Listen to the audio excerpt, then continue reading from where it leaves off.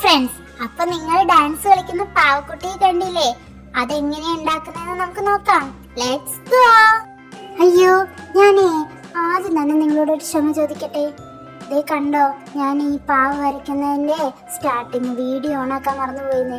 എന്താ ചെയ്യല്ലേ, മണ്ടത്തരം. സാരില്ല, നമുക്കിനി ഇത് കണ്ടു കഴിയുമ്പോൾ നമുക്ക് മനസ്സിലാവുമല്ലോ.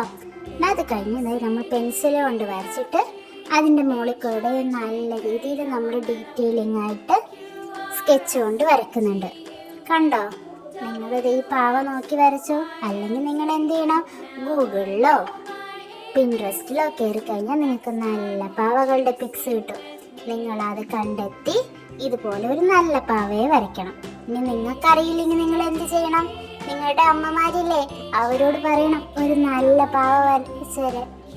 ഓക്കെ, ഞാൻ വരച്ച പാവയുണ്ടല്ലോ, എനിക്ക് പിൻട്രസ്റ്റിൽ നിന്ന് കിട്ടിയതാ.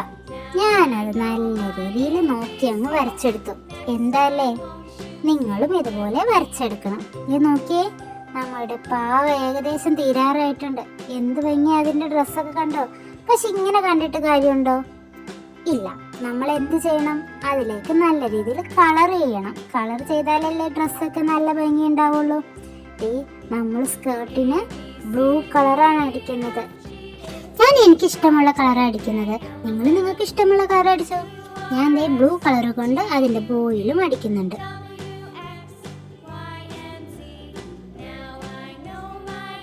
അത് കഴിഞ്ഞ് ഞാൻ യെല്ലോ കളർ വെച്ചിട്ട് അതിന്റെ ബോയുടെ ഉള്ളിലും പിന്നെ എൻ്റെ ടോപ്പിലും ഞാൻ അടിക്കുന്നുണ്ട്. നോക്കി, അപ്പൊ എൻ്റെ ഡ്രസ്സിന്റെ കളർ കോംബോ ഏതാ? Yellow and blue. അത് കഴിഞ്ഞ് ഞാൻ റെഡ് കളർ കൊണ്ട് ഡ്രസ്സിന്റെ ഒരു ബോ ഉണ്ട്, അവിടെയും കൂടി ഒന്ന് ഡീറ്റെയിലിംഗ് ചെയ്തിട്ടുണ്ട്. ഓക്കെ, എൻ്റെ ഡ്രസ്സ് കാണാൻ നല്ല ഭംഗിയായി. ഇനി ഞാൻ എൻ്റെ ഹെയർ ആണ് കളർ ചെയ്യുന്നത്.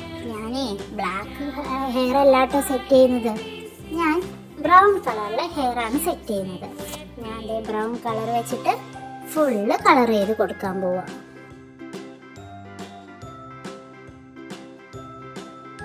സ്കിന്നിനും കൂടി കളർ കൊടുക്കാം. സ്കിൻ എന്ന് പറയുമ്പോൾ ഫേസും ആ കൈയുടെ തുമ്പ് മാത്രമേ പുറത്ത് കാണുന്നുള്ളൂ. ഞാനപ്പോൾ അതിനൊരു സ്കിൻ കളറും കൂടി ആഡ് ചെയ്ത് കൊടുത്തിട്ടുണ്ട്.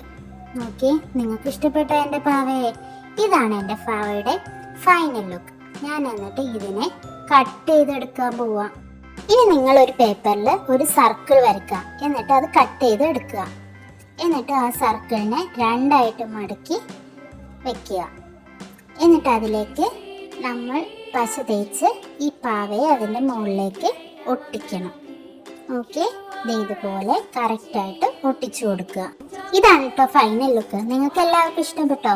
എന്നിട്ട് ഇതുപോലെ കൈവച്ചൊന്ന് തട്ടി വിടുമ്പോൾ നമ്മുടെ ഡാൻസിങ് പാവ ഡാൻസ് കളിക്കും. നിങ്ങളെല്ലാവരും ഇത് വീട്ടിൽ ട്രൈ ചെയ്യണം.